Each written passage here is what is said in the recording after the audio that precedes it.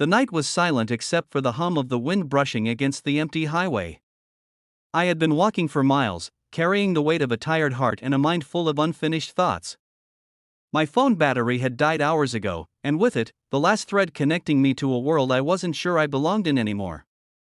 The road stretched endlessly ahead, lit only by the occasional headlights of passing trucks that never stopped.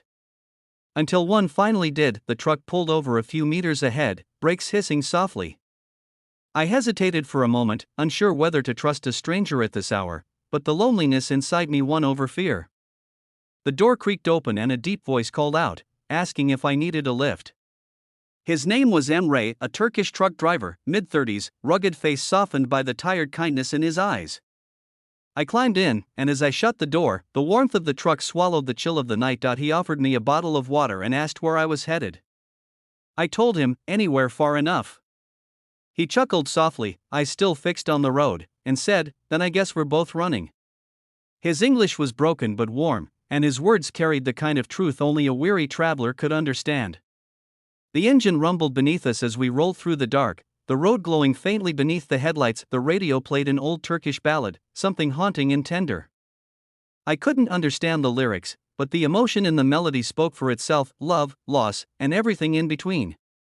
We drove in silence for a long while.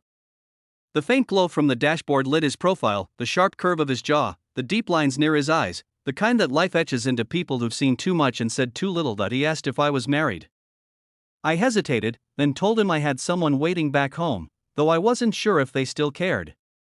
The truth slipped out before I could stop it, that things had gone cold, that silence had replaced conversation. Emre nodded, not in judgment but in understanding. Sometimes, he said quietly, love doesn't die. It just forgets how to speak. Something about the way he said it hid deeper than I expected.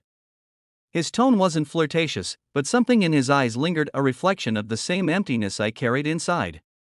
He talked about his wife, how they barely spoke anymore, how the road had become both his escape and his prison. There was a stillness in the cab, broken only by the steady rhythm of the tires and the sound of his breathing. At one point, our hands brushed as he shifted gears. It was nothing, just a touch, but it sent a strange shiver up my arm. I pulled my hand back, pretending to adjust my seat, but my heart didn't stop pounding. I looked out the window, pretending to watch the night sky, though all I could see was my own reflection and the confusion written across it. He noticed. I could tell he did. There was no smirk, no boldness, only a quiet awareness that hung heavy in the air between us. The truck felt smaller now, the space between us tighter. His cologne mixed with the scent of diesel and rain beginning to fall outside.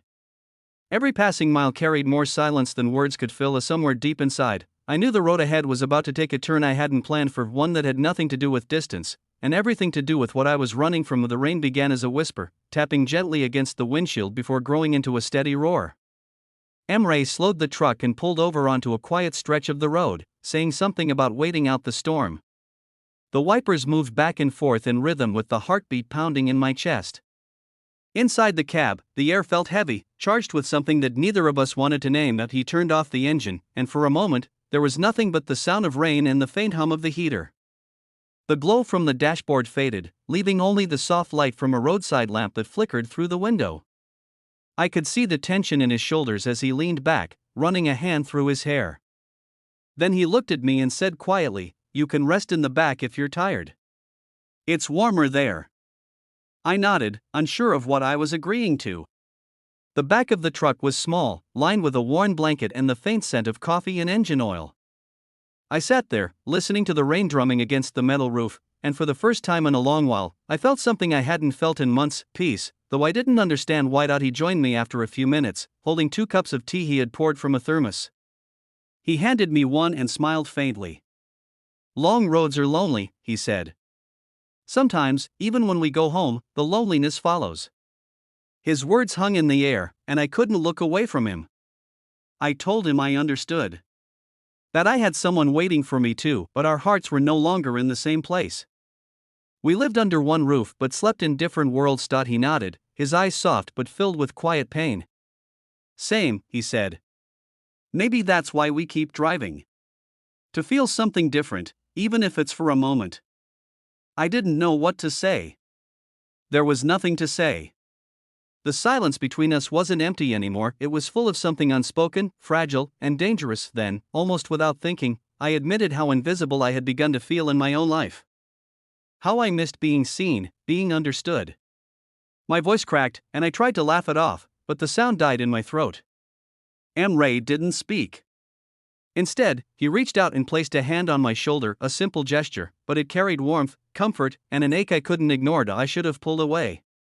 I should have said something. But I didn't. His hand lingered, and when our eyes met, something broke inside both of us. He leaned in slowly, hesitantly, as though giving me time to stop him. I didn't. The rain grew louder, drowning out everything except the sound of our breathing. It wasn't wild or hurried, it was quiet, almost sorrowful.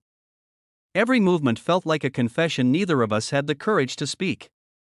There was no talk of love, no promises, no lies, just two lonely souls finding warmth in the wrong place at the wrong time.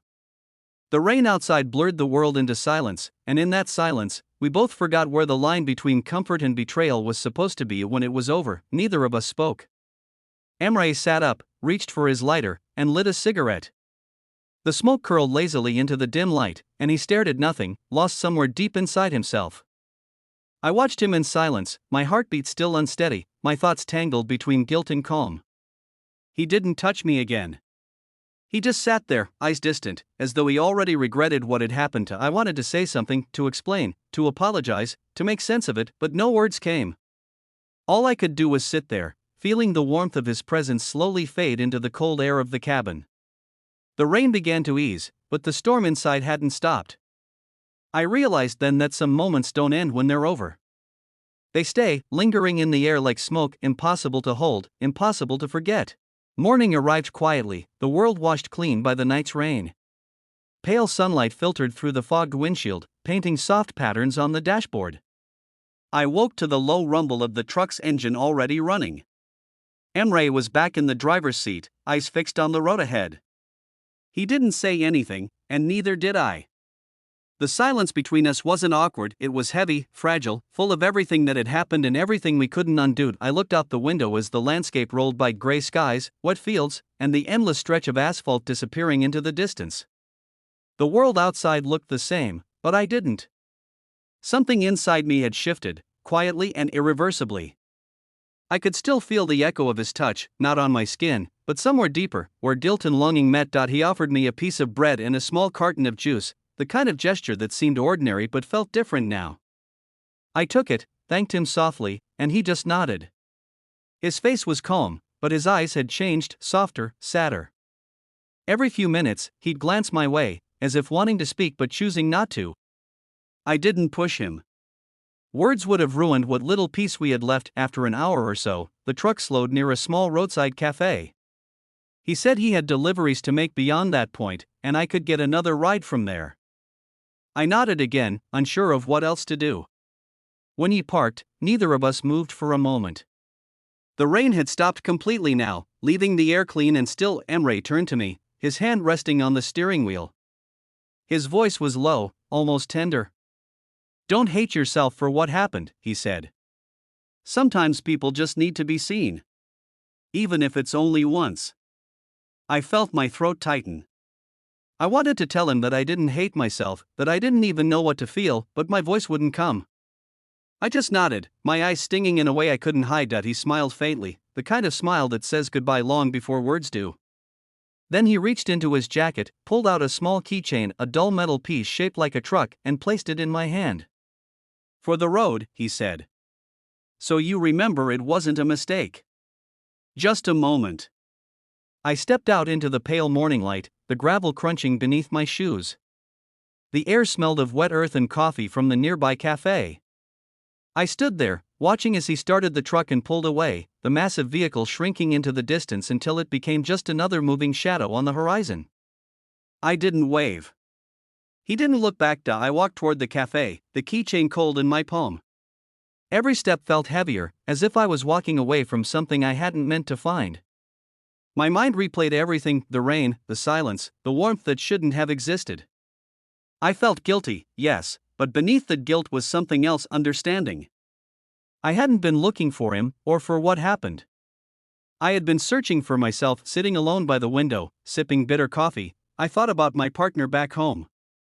About the distance we had built without ever realizing it. Maybe this was my wake-up call, a wrong turn that led me to a truth I'd been afraid to face. Love doesn't always disappear, sometimes it just loses its shape. As I watched the road outside, I whispered to myself, sometimes infidelity isn't about betrayal. It's about honesty, about realizing what your heart has been trying to say all along. The truck was gone, the road was quiet again, and the morning sun broke through the clouds. For the first time in months, I didn't feel lost. Just human.